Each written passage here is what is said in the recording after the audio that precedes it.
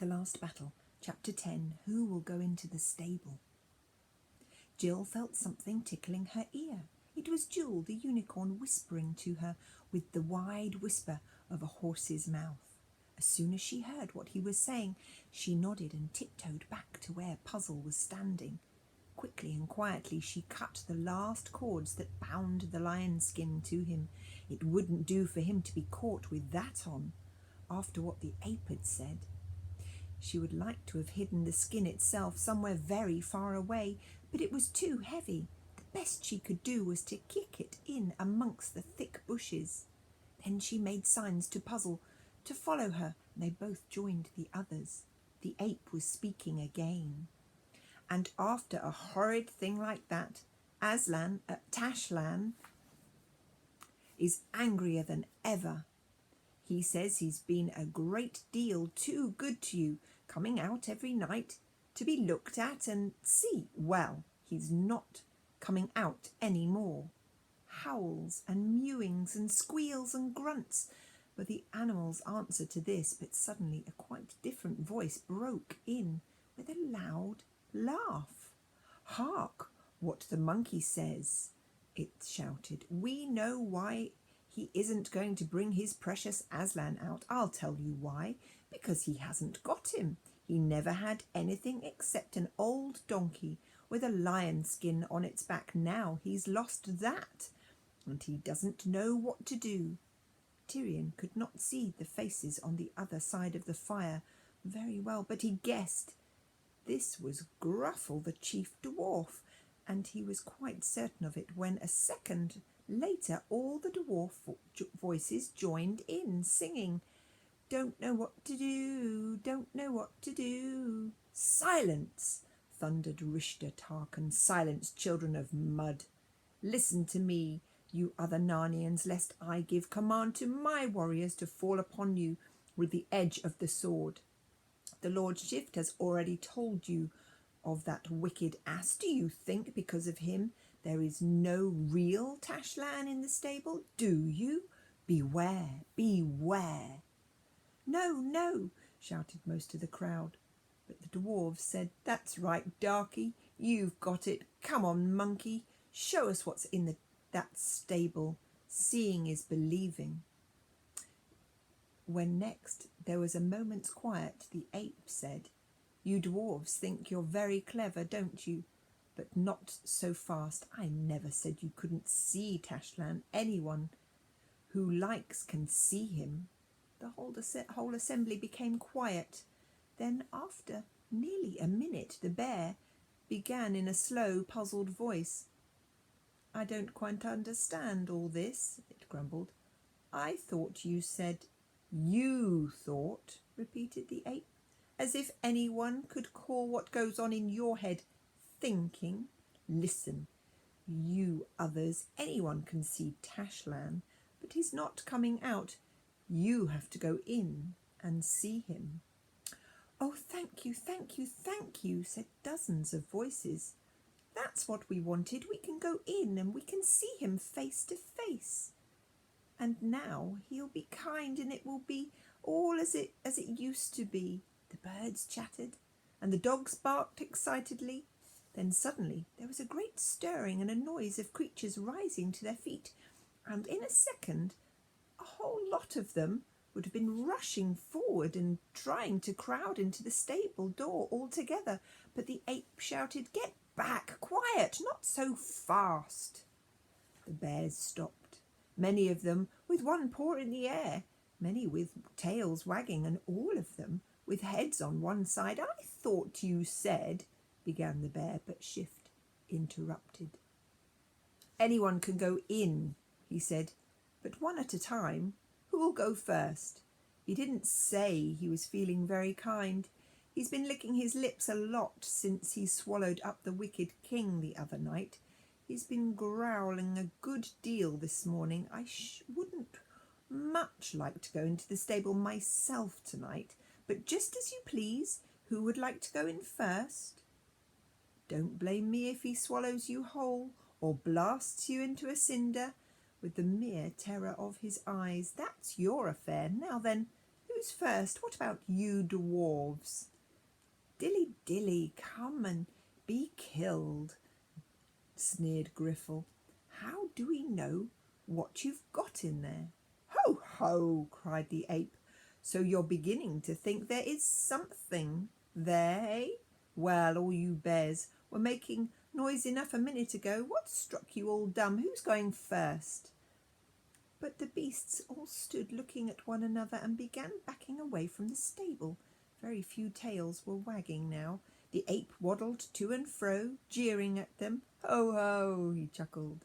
I thought you were all so eager to see Tashland face to face, changed your mind, eh? Tyrion bent his head to hear something that Jill was trying to whisper in his ear. What do you think is really inside the stable? She said. Who knows? Said Tyrion. 2 Calamines with drawn swords as likely as not. One on each side of the door. You don't think, said Jill, it might be, you know, that horrid thing we saw? Tash himself, whispered Tyrion. There's no knowing, but courage, child. We are all between the paws of the true Aslan. Then a most surprising thing happened. Ginger the cat said in a cool, clear voice, not at all as if he was excited, I'll go in if you like. Every creature turned and fixed its eyes on the cat. Mark their subtleties, sire, said Poggin to the king. This cursed cat is in the plot, in the very centre of it. Whatever is in the stable will not hurt him, I'll be bound. Then Ginger will come out again and say that he has seen some wonder. But Tyrion had no time to answer him. The ape was calling the cat to come forward. Ho, ho, said the ape. So you, a pert puss, would look upon him face to face. Come on, then. I'll open the door for you. Don't blame me. If he scares the whiskers off your face, that's your affair. And the cat got up and came out of the place in the crowd, walking primly and daintily, with his tail in the air, not one hair on his sleek coat out of place. It came on till it passed the fire, and was so close that Tyrion, from where he stood, with his shoulder against the end wall of the stable, could look right into its face. Its big green eyes never blinked. Cool as a cucumber, muttered Eustace. It knows. It has nothing to fear. The ape, chuckling and making faces, shuffled across beside the cat, put up his paw, drew the bolt, and opened the door. Tyrion thought he could hear the cat purring as it walked into the dark doorway. Oh, the most horrible caterwaul you've ever heard, made everyone jump. You have been wakened. Yourself by cats quarrelling or fighting on the roof in the middle of the night. You know that sound. This was worse. The ape was knocked head over heels by Ginger coming back out of the stable at top speed. If you had not known he was a cat, you might have thought he was a ginger-coloured streak of lightning. He shot across the open grass, back into the crowd. Not one wants to meet a cat in that state. You could see the animals getting out of his way, left and right. He dashed up a tree, whisked round and hung his head downwards. His tail was bristled out till it was nearly as thick as his whole body. His eyes were like sources of green fire along his back. Every single hair stood on end. I'd give my beard, whispered Poggin, to know whether that brute is only acting or whether it really found something in there that frightened it. Peace, friend, said Tyrion, for the captain and the ape were also whispering, and he wanted to hear what they said. He did not succeed, except that he heard the ape once more whimpering, my head. But he got the idea that those two were almost as puzzled by the cat's behaviour himself.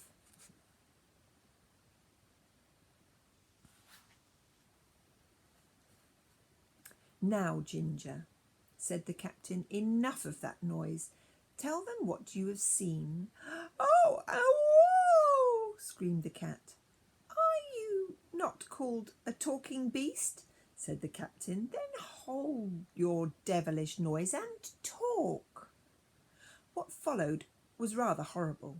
Tyrion felt quite certain, and so did the others, that the cat was trying to say something, but nothing came out of its mouth except the ordinary, ugly cat noises you might hear from an angry or frightened old Tom in the backyard in England. And the longer he caterwauled, the less like a talking beast he looked. Uneasy whimperings and little sharp squeals broke out from among the other animals. "Look, look!" said the voice of the boar. "It can't talk. It's forgotten how to talk. It has gone back to being a dumb beast. Look at its face." Everyone saw that it was true, and then the greatest terror of all fell upon those Narnians, for every one of them had been taught, when it was only a chick or a puppy or a cub, how Aslan, at the beginning of the world, had turned the beasts of Narnia into talking beasts, and warned them if they weren't good, they might one day be turned back again, and be like the poor witless animals one meets in other countries. "And now it's coming upon us," they moaned. "Mercy, mercy," wailed the beast. "Spare us, Lord Shift. Stand between us and Aslan. You must always go in and speak to him for us." We daren't. Ginger disappeared further up into the tree. No one ever saw him again. Tyrion stood with his hand on his sword hilt and his head bowed. He was dazed with horrors of that night. Sometimes he thought it would be best to draw his sword at once and rush upon the Calamines. Then the next moment he thought it would be better to wait and see what new turn of affairs might take. And now a new turn came. "My father," came a clear, singing voice from the left of the crowd. Tyrion knew at once that it was one of the Calamines speaking, for it was the Tisrock's army. The common soldiers call the officers "my master," but the officers call their senior officers "my father." Jill and Eustace didn't know this, but after looking this way and that, they saw the speaker, for of course people at the sides of the crowd were easier to see than the people in the middle, where the glare of the fire made all beyond it look rather black. He was young and tall and slender, and rather beautiful in the dark, haughty Calamine way. "My father," he said to the captain, "I also desire to go in." "Peace, Emeth," said the captain. "Who called thee to council? Does it become a boy to speak?" "My father," said Emeth, "truly I am younger than you, yet I am also of the blood of the Tarkans, even as you are, and I am also the servant of Tash. Therefore—" "Silence," said Rishta Tarkan. "Am not I your captain? You have nothing to do with this stable. It is for the Narnians." "No, my father," answered Emeth. "You have said that their Aslan and our Tash are all one. And if that is the truth, then Tash himself is in the stable. And now you say I have nothing to do with him, for gladly I would die 1,000 deaths if I might look at him into the face of Tash." "You are a fool and understand nothing," said Rishta Tarkan. "These are high matters." Emmet's face grew sterner. "Is it then not true that Tash and Aslan are all one?" he asked. "Has the ape lied to us?" "Of course they are all one," said the ape. "Swear it, ape," said Emeth. "Oh dear," whimpered Shift. "I wish you'd all stop bothering me. My head does ache. Yes, I swear it." "Then, my father," said Emeth, "I am utterly determined to go in." "Fool," began Rishta Tarkan, but at once the dwarves began shouting, Come along! Why don't you let him in? Why do you let the Narnians in and keep your own people out? What have you got in there that you don't want your own men to meet? Tyrion and his friends could only see the back of Rishtatarkan, so they never knew what his face looked like as he shrugged his shoulders and said, "Bear witness all that I am guiltless of this young fool's blood. Get in, rash boy, and make haste." Then, just as Ginger had done, Emmet came walking forward into the open strip of grass between the bonfire and the stable. His eyes were shining, his face very solemn. His hand was on his sword hilt and he carried his head high. Jill felt like crying when she looked at his face.